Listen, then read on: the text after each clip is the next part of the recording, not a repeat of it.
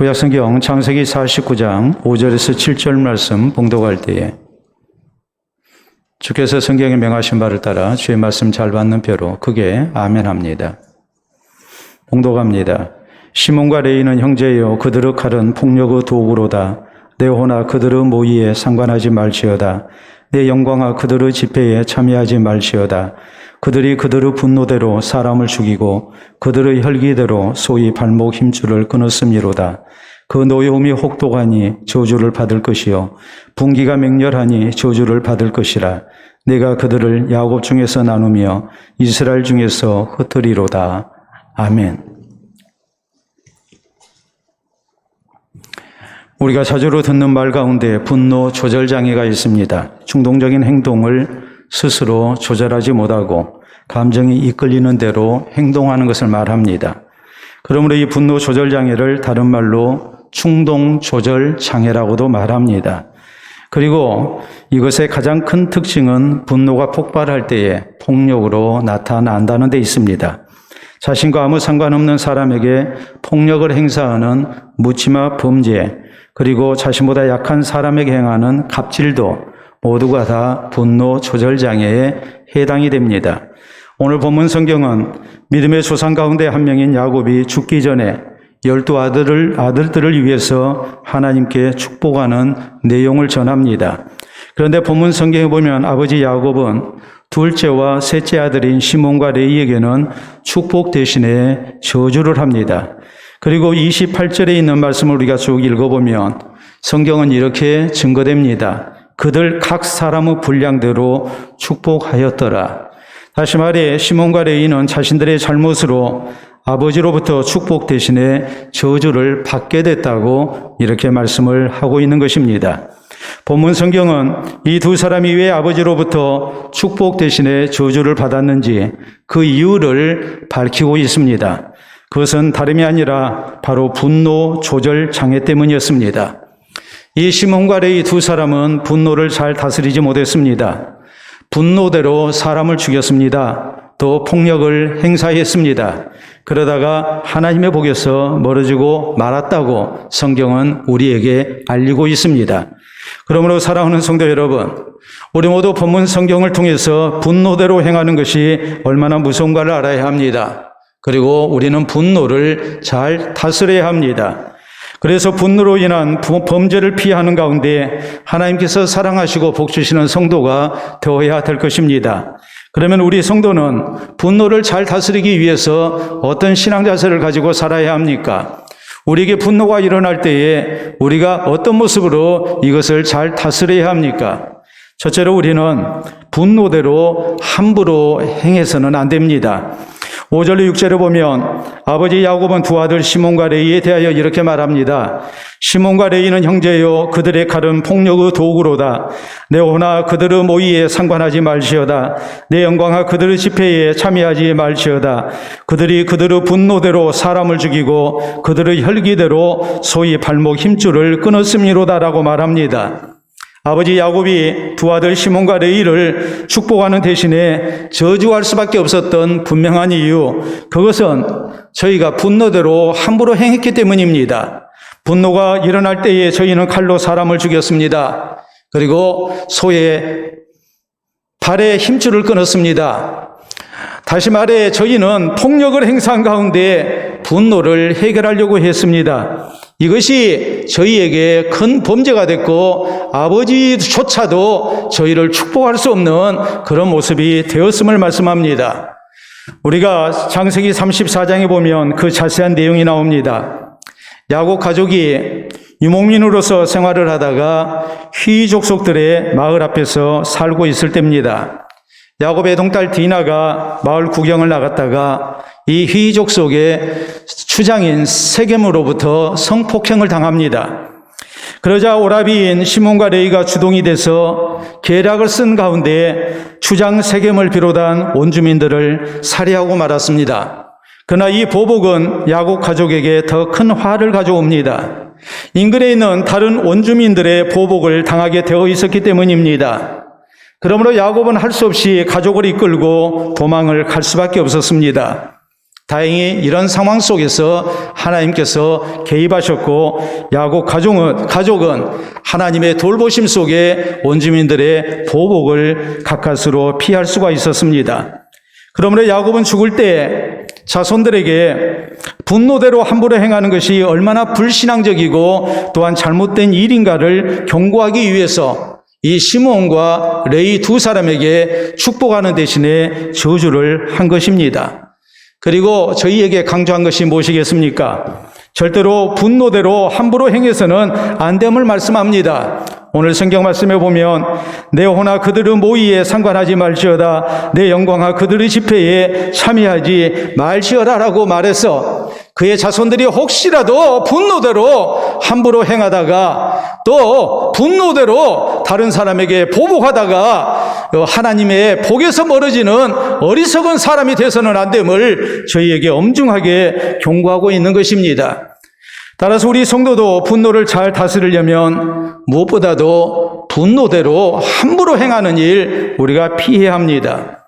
성경은 우리에게 잠언 15장 18절에 이렇게 말씀합니다. 분을 쉽게 내는 자는 다툼을 일으켜도 노하기를 더디하는 자는 시비를 그치게 하느니라. 우리가 자꾸 분노를 내다 보면 결국에는 그 분노가 분노로 그치는 것이 아니라 싸움이 된다는 말이에요. 더 큰 범죄를 저지르게 돼 있다는 말이에요. 그러나 우리가 노하기를 더디하게 되면 싸울 일도 이렇게 막는 그런 결과를 선한 결과를 얻을 수 있다고 우리에게 강조합니다. 또 잠언 29장 22절에 있는 말씀을 보면 노하는 자는 다툼을 일으키고 성내는 자는 범죄함이 많은지라라고 말씀하셔서 우리가 화가 난다고 우리가 분노가 치밀어 오른다고 우리의 성질대로 하다가는 결국에는 범죄하는 자리에 이르게 됨을 우리에게 경고합니다. 성경에 많은 사례들이 나옵니다. 가인과 아벨은 한 형제였지만 가인이 아벨에 대하여 동생에 대하여 분노를 나타냅니다. 하나님께서 경고하십니다. 너 그러다 죄 짓는다. 그러지 마라. 네 잘못을 생각해야지 동생을 이렇게 미워해서는 안 된다. 이렇게 경고를 했지만 가인은 분노대로 행하고 맙니다. 결국 그는 동생 아벨을 이렇게 죽이는 살인자가 됐습니다. 이것은 하나님의 위대한 사람인 모세에게도 있었던 큰 약점이었습니다. 모세라는 사람 젊은 날 자기 동족이 애굽 사람에게 폭행당하는 것을 보고 그를 죽여버렸습니다. 그러나 이것이 비밀에 붙여질 줄 알았는데 그건 비밀이 아니었습니다. 바로 얼마 후에 일이 탄로가 나서 모세는 도망자가 되고 맙니다. 사실 모세는 애굽의 왕자였기 때문에 고난당하는 자기 동족을 얼마든지 다른 방법으로 도와줄 수 있었습니다. 그러나 분노대로 함부로 행동하다가 결국에는 살인자가 되고 만 겁니다. 모세의 이런 자기의 분노를 제대로 다스리지 못하는 악습은 나중에 하나님 앞에 부르심을 받고 또 그대로 나타납니다. 40년이라는 세월이 흘렀지만 이 악습은 없어지지 아니했습니다. 하나님께서 십계명의 두 돌판을 주시겠다고 모세를 산으로 부르십니다. 하나님께서 십계명의 돌판을 직접 만드시고 거기에다가 글을 새겨주셨습니다. 모세로 하여금 이 소중함을 알게 하기 위해서 하나님께서는 모세에게 40일 동안 금식하고 그리고 난 다음에 이 십계명의 두 돌판을 하나님으로부터 받게 하셨습니다. 모세가 십계명의 두 돌판을 가지고 산에서 내려왔을 때 산 아래에 있었던 이스라엘 백성들이 금송아지 우상을 만들어 놓고 그것을 숭배하고 있었습니다. 모세가 화가 머리끝까지 났습니다. 그래서 결국 어떠합니까? 그 소중한 십계명의 두 돌판을 던져서 깨버렸습니다. 얼마나 화가 났든지 그렇게 자기의 분노를 나타낸 겁니다. 그런데 하나님께서 모세에게 십계명의 두 돌판을 다시 주실 때에 모세에게 처음 것과 똑같이 십계명의 이 돌판을 쓸 수 있는 이 글, 십계명을 쓸 수 있는 돌판을 직접 만들어 가지고 오라고 하십니다. 그리고 난 다음에 역시 40일 동안 금식하게 하시고 그리고 난 다음에 거기에 십계명을 새겨주셨습니다.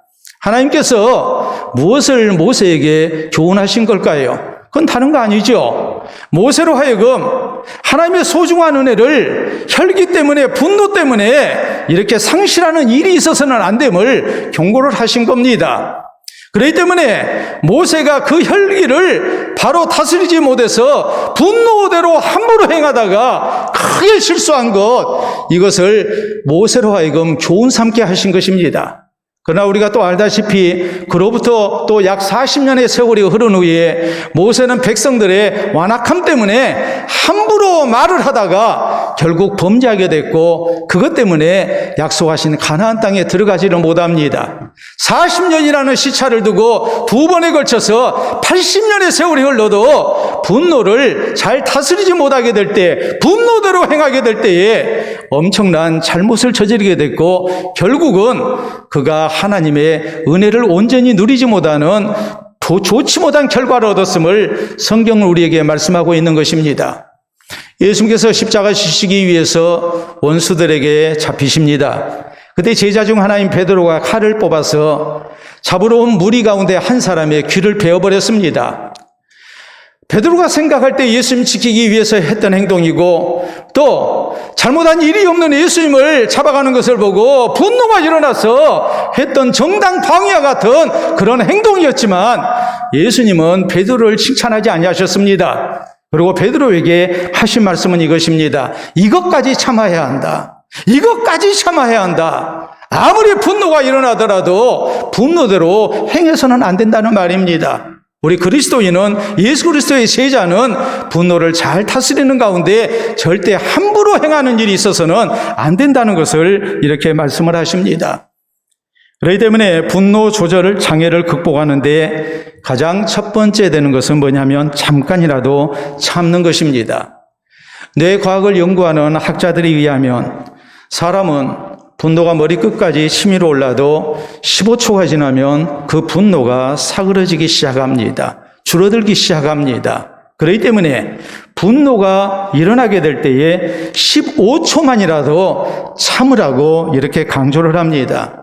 사랑하는 성도 여러분, 성경은 에베소서 4장 26절로 27절에 우리에게 이렇게 말씀합니다. 분을 내어도 죄를 짓지 말며 해가 지도록 분을 품지 말고 마귀에게 틈을 주지 말라. 우리가 분노가 일어날 때에 그것을 오래 끌고 가서는 안 된다는 말이에요. 빨리 그것을 해결해야 한다는 말이에요.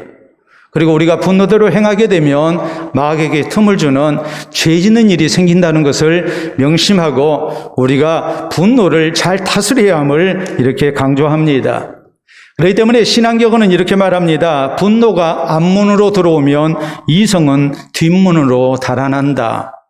사람이 분노가 차오르기 시작하면 그 사람이 아무리 공부를 많이 하고 아무리 인격 수양이 잘 된 사람이라 할지라도, 또 인생의 경륜을 쌓은 사람이라 할지라도 이성을 잃어버리기 쉽고 이성 없는 행동을 할 가능성이 크다는 말입니다. 그래서 또 서양 격언은 이렇게 말합니다. 위험에서 한치 모자라는 것이 분노다. 우리가 분노하다 보면 위험 가운데 빠진다는 말이에요. 우리 자신을 지켜낼 수 없다는 말이에요.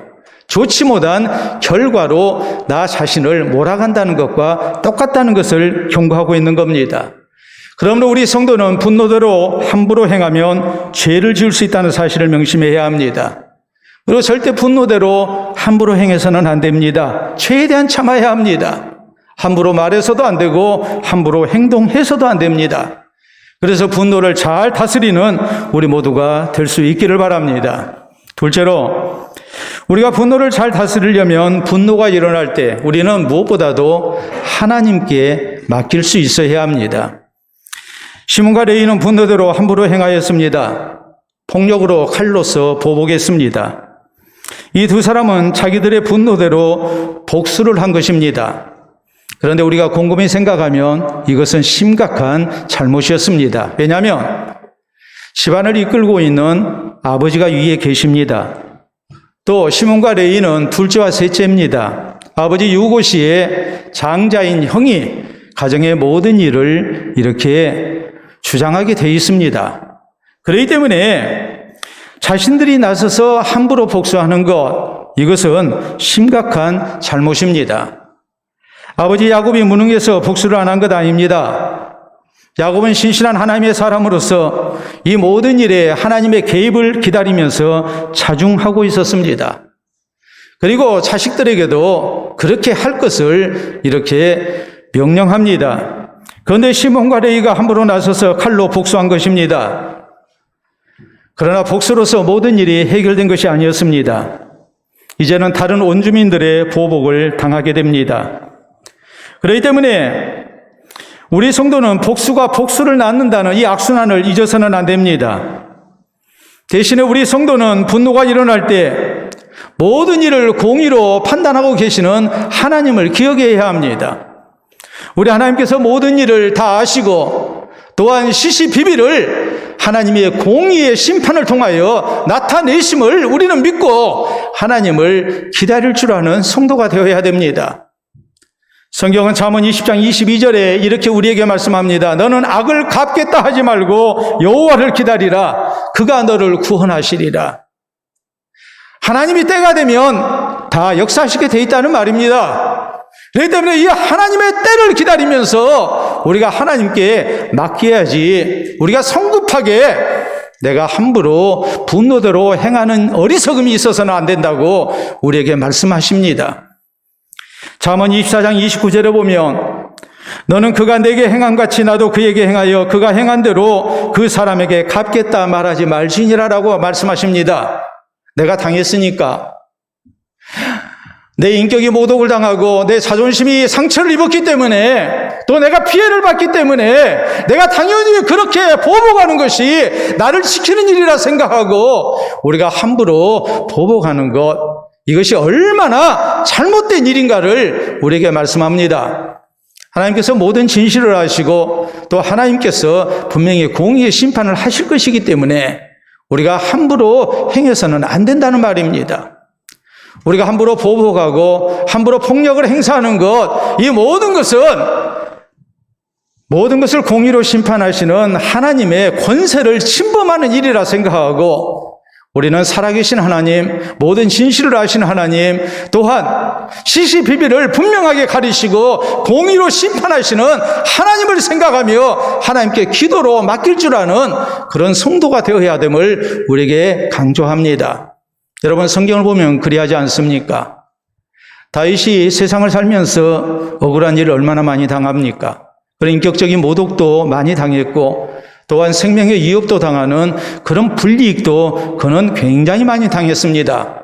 그런데 그런 모든 일 속에서 다윗이 믿었던 것은 하나님이 재판장 되신다는 사실입니다. 사울왕으로부터 그가 생명의 위협을 당할 때 사울왕을 죽일 수 있어도 죽이지 아니하고 재판장 되신 하나님께 다 맡깁니다. 나발이라는 사람에게 인격적인 모독을 당했습니다. 내가 수고한 것에 대한 대가를 지불받지 못했습니다. 불이익을 당한 겁니다. 또 시므이라는 사람에게 얼마나 속상한 일을 당했는지 모릅니다. 그가 말 한마디만 하면 얼마든지 이런 사람들 다 처리할 수 있습니다. 그러나 다윗은 참습니다. 왜 참습니까? 하나님은 살아계시고 하나님은 모든 진실을 알고 계시고 하나님은 이 내가 당하는 악한 일들을, 불이익을 나중에 선으로 갚아주시리라고 그는 믿었기 때문입니다. 그리고 하나님께 맡겼을 때에 그는 범죄하지 않았습니다. 자기를 지켰습니다. 신앙을 지켰습니다.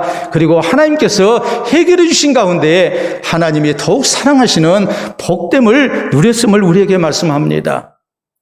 우리가 디모데후서 4장 14절로 15절에 보면 사도 바울이 죽음을 앞두고 자기 믿음의 아들이요 또 자기 목회의 후계자가 되는 디모데에게 당부하는 말씀이 나옵니다.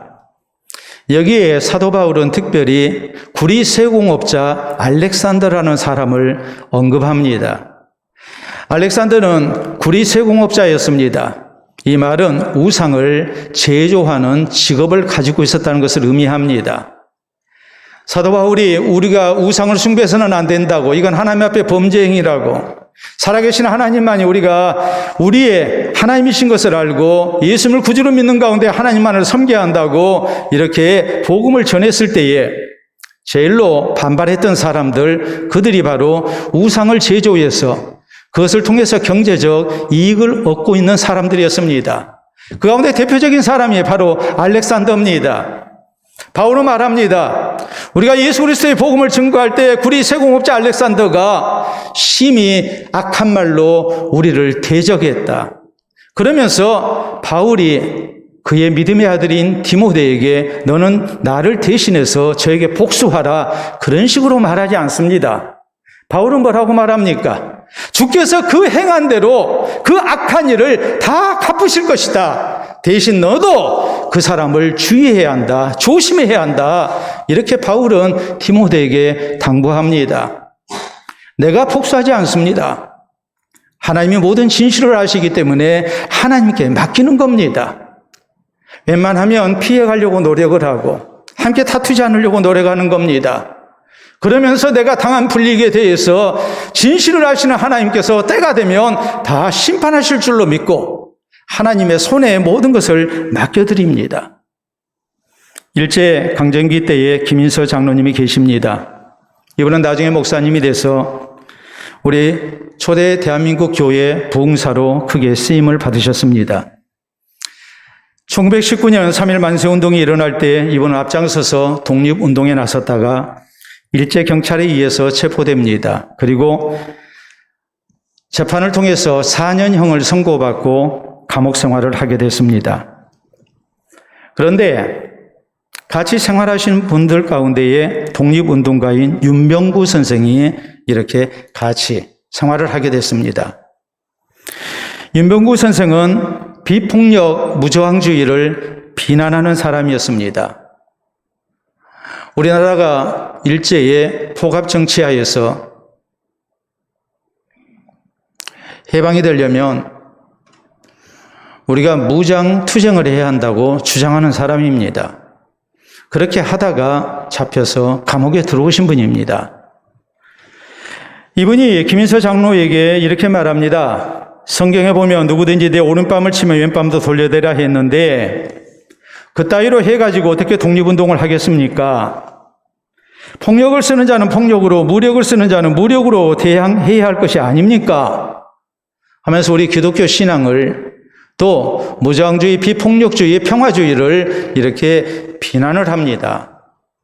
여기에 대해서 김인서 장로님은 이런 말씀을 하셨습니다. 뺨을 치는 자에게 마주 대하여 치는 것은 혈기의 용맹이요 소인의 용맹이요 필부의 용기일 뿐입니다. 또 한 사람밖에 대적하지 못합니다. 그러나 오른뺨을 치는 자에게 왼뺨을 돌려대는 것은 거룩한 용기요 만일을 감복하게 하는 큰 용기요 영적 용기입니다 라고 말합니다. 내가 화가 난다고 해서 내가 손해봤다고 해서 상대가 나에게 폭력을 행사했다고 해서 우리가 똑같은 방법으로 이렇게 대적하고 대항한다면 똑같은 사람 될 수밖에 없다는 거죠. 그것이 근본적인 해결책이 될 수 없다는 말입니다.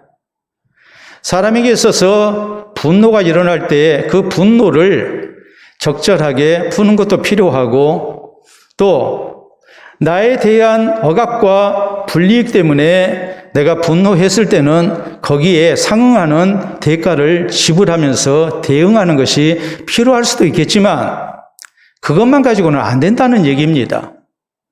그렇기 때문에 오른뺨을 치는 자에게 왼뺨까지 돌려대는 것, 이것이 그리스도인으로서 갖춰야 할 아주 거룩한 용기고 또 이런 용기를 가지게 될 때에 그것을 보고 많은 사람들이 감동을 받게 되고 하나님이 주신 아름다운 결과가 있음을 강조한 겁니다.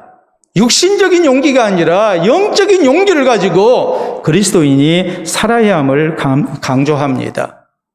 윤명구 선생이 이 말을 듣고 깨닫는 것이 있었습니다. 정말 마음에 감동이 됐습니다. 그래서 그분이 감옥에서 예수님을 구주로 영접하게 됩니다. 우리가 흔히 쓰는 말 가운데 이런 말이 있죠. 한번 우리가 보도록 하겠습니다. 여러분 앞에 화면을 보면 분기탱천이라는 말이 나옵니다. 분할 분자에 기운 기자에 그리고 버틸 탱자 그리고 하늘 천자입니다. 분기탱천했다. 그것은 우리의 분기가 하늘 끝까지 닿았다는 말이죠. 그만큼 열받았다는 얘기입니다. 또 이런 말도 있죠. 분기충천, 저 충자는 찌를 충자입니다. 분노가 치밀어 올라서 하늘을 찌른다. 다시 말해서 화가 머리끝까지 치솟는 경우 분한 기운이 하늘을 찌를 듯이 격렬히 솟아오르는, 요새 쓰는 말로 얘기하자면 아주 열받치는 그런 상황을 얘기합니다. 더 이상은 참을 수 없는 상황을 말합니다. 그런데 이때 우리 성도는 신령한 의미에서의 분기 탱천이 있어야 하고 분기 충천이 있어야 합니다. 우리의 분노가 하늘 끝까지 단다고 했을 때에 우리는 하늘 위에 계시는 하나님을 생각해야 합니다. 하늘에 계신 아버지 되신 하나님께서 이 땅의 모든 것을 살피고 계시고 모든 진실을 아시고 이 하나님의 성도의 기도를 받으신 가운데 모든 일을 선히 해결하심을 우리는 믿어야 합니다. 우리의 분노가 심히로 오를 때 우리는 그 분노가 하나님을 향한 기도로 나타나야 합니다. 하나님의 보좌를 흔들어야 합니다. 하나님께 호소해야 합니다. 그래서 하나님께서 재판장 되셔서 모든 일을 선히 해결해 주시는 은혜를 우리가 누릴 수 있어야 합니다. 그러므로 사랑하는 성도 여러분, 분노가 일어날 때 우리는 모든 진실을 아시는 하나님을 기억해야 합니다. 또 하나님께서 공의로 심판하실 것도 우리는 믿어야 합니다. 이 하나님을 믿는 가운데에 우리는 분노대로 함부로 행해서는 안 됩니다. 하나님께 맡겨야 합니다. 그래서 분노를 잘 다스리는 가운데 죄 짓지 않고 하나님께서 개입하셔서 모든 일을 선히 해결해 주시는 아름다운 은총을 누리는 우리가 될 수 있기를 바랍니다. 셋째로 우리 성도는 분노를 잘 다스리려면 분노대로 행하면 하나님의 복에서 멀어진다는 사실을 절대 잊어서는 안 됩니다. 실제로 보면 야곱은 분노대로 행한 두 아들 시몬과 레이에게 말합니다. 그 노여움이 혹독하니 저주를 받을 것이요 분기가 맹렬하니 저주를 받을 것이라 내가 그들을 야곱 중에서 나누며 이스라엘 중에서 흩으리로다 라고 말합니다. 다른 아들들이 아버지로부터 축복을 받을 때 이 두 아들은 저주를 받았습니다. 그리고 이 저주는 이스라엘 역사 가운데 저희의 자손 가운데 그대로 성취되고 맙니다. 우리가 성경을 보면 시몬 지파는 애굽에서 해방돼 나올 때 숫자가 59,300명으로 계수됐습니다. 이스라엘 12지파 가운데 상당히 큰 지파입니다. 그런데 40년 광야 생활을 마치고 하나님께서 약속하신 가나안 땅 들어갈 때 다시 그 수를 세봤더니 22,200명밖에 남지 않았습니다. 가장 적은 지파로 전락하고 말았습니다. 40년 광야 생활 가운데 이스라엘 백성들의 숫자는 거의 변동이 없었습니다. 그런데 시몬 지파는 절반도 안 되는 아주 형편없는 그런 소수 지파로 이렇게 떨어지고 맙니다. 기업을 분배받을 때에 시몬 지파는 독자적으로 자기들의 기업을 받지 못했습니다. 유다 지파 기업 가운데 성읍 몇 개만 허락받을 뿐이었습니다. 그런가 하면 레위 지파는 야곱이 그들을 야곱 중에서 나누며 이스라엘 중에서 흩으리로다 이렇게 저주한 것 한 대로 이스라엘 전역에 흩어져 살아야 했습니다.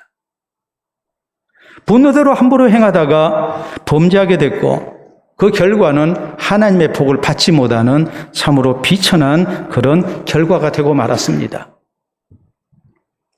우리 성도가 이 사실을 기억해야 합니다. 우리가 분노대로 행하면 내 자존심이 지켜지고 내 마음이 후련해질지 몰라도 우리는 하나님의 복에서 멀어지고 있다는 사실을 잊어서는 안 됩니다. 분노대로 행하는 자를 살아계신 하나님께서 재판장 되셔서 모든 일을 공의로 심판하시는 하나님의 권세를 우리가 함부로 침범하고 그리고 내가 하나님이 돼서 모든 일을 해결하려고 하면 분노대로 행하게 되면 하나님이 사랑하시지 않습니다. 분노대로 행한 사람 결과가 좋지 않았습니다. 여러분 그렇지 않습니까? 압살롬이 자기 분노대로 복수합니다. 결국 그에게 돌아온 것은 비참한 죽음이었습니다. 다윗 시대의 군대 장관인 군사령관인 요압 장군이 자기 분노대로 이렇게 사람을 죽였습니다. 그 결과가 무엇입니까? 그도 비참하게 죽고 말았습니다. 분노대로 행한 사람은 절대 하나님의 복을 받지를 못했습니다. 미국의 두 구대 의사들이 연구를 했습니다. 그랬더니 이런 결론을 얻습니다. 화를 잘 내는 사람은 보통 사람보다 사망률이 20%가 높더라는 거예요. 화를 자꾸 내면 스트레스가 풀리고 열받친 것 해결이 되는 것 같지만 실상은 내가 나를 죽이고 있는 거예요. 실제 이런 일이 있었습니다. 존 헌터라는 미국 생리학자가 있었는데 이 사람이 분노하고 또 독선에 사로잡히고 질투에 휩싸이면 어떤 결과를 낳는가 하는 것에 대해서 연구를 해봤습니다. 그랬더니 심장이 압박을 받아서 심장병으로 사망할 수 있다는 그런 결론을 얻었습니다. 학회에서 발표합니다. 그러자 다른 학자가 그 자리에서 반론을 제기했습니다. 분노와 심장병의 상관관계가 충분히 입증이 안 됐는데 그렇게 몇몇 사례를 가지고 단정적으로 주장하는 것은 좀 지나치지 않느냐, 학자로서의 그런 자세가 아니지 않느냐, 이렇게 반론을 폈습니다. 그러니까 이 존 헌터라는 이 의사가 너무나 화가 나가지고 반격을 가하려고 자리에서 벌떡 일어났습니다. 그런데 일어나지를 못하고 그 자리에서 쓰러지고 말았습니다. 그리고 그는 끝내 숨졌습니다. 부검을 해봤습니다. 그때 사인은 심장마비였습니다. 순간적인 분노가 심장의 혈관을 압박해서 일어난 심장마비로 판명이 됩니다. 그래서 존 헌터는 자신의 죽음으로써 자기의 학설이 옳다는 것을 입증하는 참으로 아이러니한 그런 사례가 되고 말았습니다. 우리가 분을 품지 못하고 그것을 사귀게 되면 화병이 생긴다 생각하고 우리가 이런 식으로 분노를 표출하면 그것이 나를 유익되게 하는 것이 아니라 결국에 나의 건강을 해치고 나의 생명을 위협하는 결과가 된다는 것을 말씀하고 있는 겁니다. 어디 그뿐이겠습니까? 하나님께서 그런 사람 사랑하시겠습니까? 사랑하는 성도 여러분, 우리 예수님은 마태복음 5장에 온유한 자가 복이 있다고 말씀하셨습니다.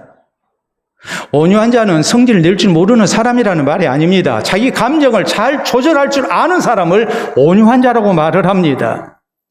오늘 말씀에 견줘서 우리가 생각하자면 분노대로 행하지 않는 사람, 분노가 일어날 때 그 분노를 잘 다스릴 줄 아는 사람을 성경은 온유한 자라고 말씀합니다. 그리고 이 온유한 자가 하나님의 복이 있다고 말씀하십니다. 그러므로 우리는 분노대로 함부로 행하지 말아야 합니다. 분노대로 행하는 대신에 하나님을 의지해야 합니다. 분노대로 내가 내 문제를 해결하겠다 하고 내가 나서다가 죄 짓는 사람 돼서는 안 됩니다. 그보다는 재판장 대신 하나님을 찾고 하나님께 맡겨드리며 하나님께서 선히 해결해 주실 것을 우리는 기다려야 합니다. 그래서 하나님께서 모든 문제를 선히 해결해 주시고 또 하나님께서 사랑하시고 복 주시는 우리 모두가 될 수 있기를 바랍니다. 우리 가운데 널리 알려진 유명한 일본의 그리스도인 작가가 있습니다.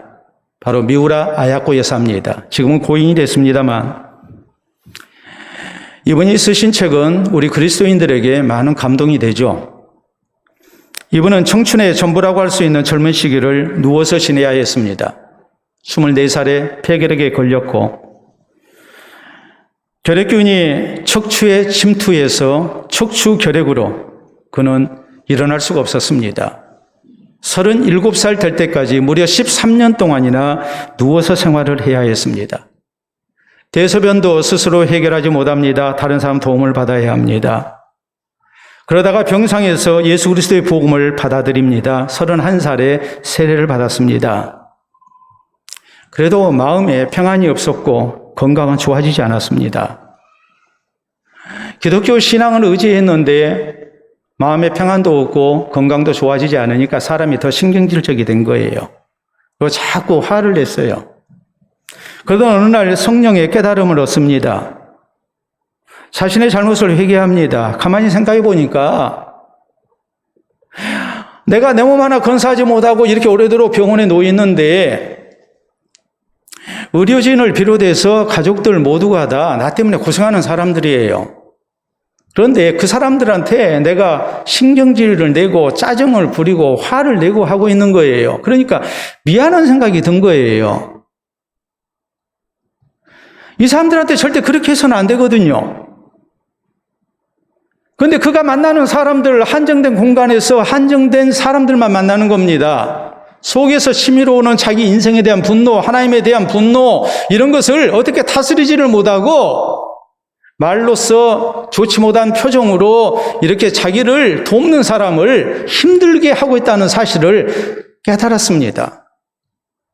그래서 하나님 앞에 회개하는 가운데 이런 기도를 드립니다. 우리가 한번 보도록 하겠습니다.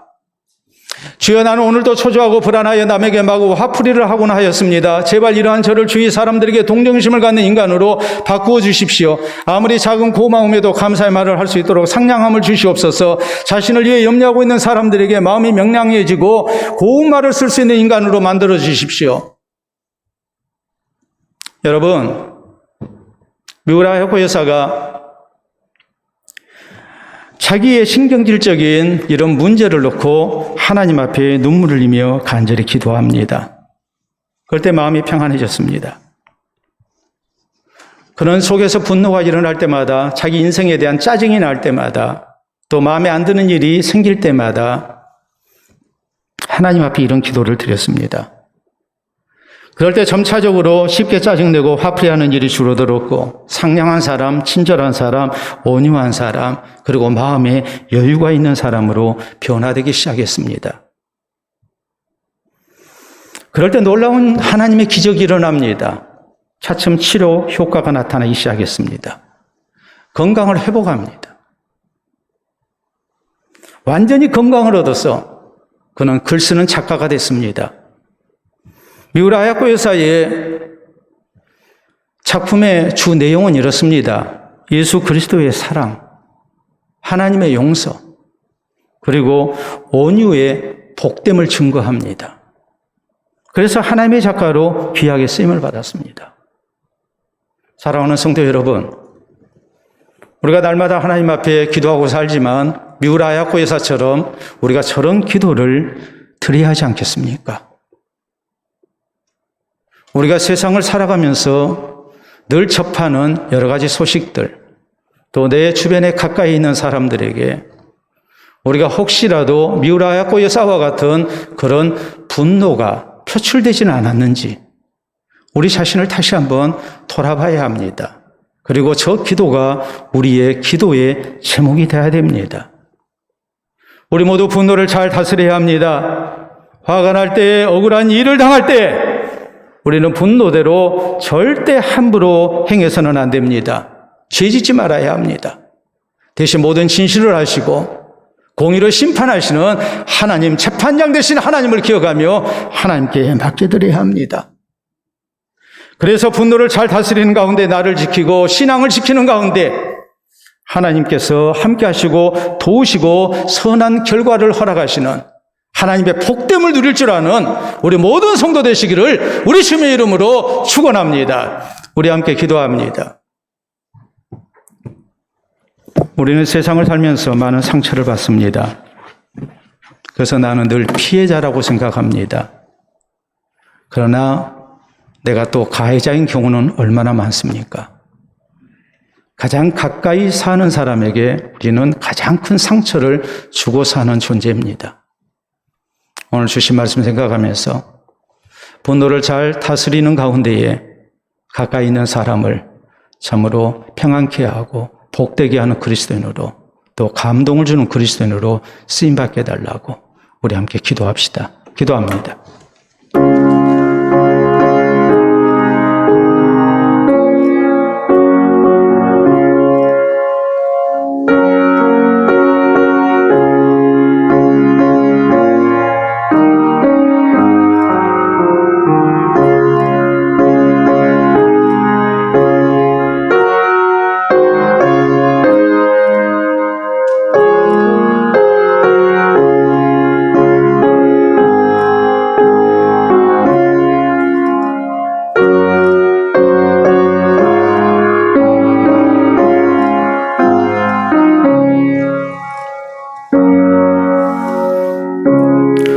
은혜와 사랑이 풍성하신 아버지 참으로 감사합니다.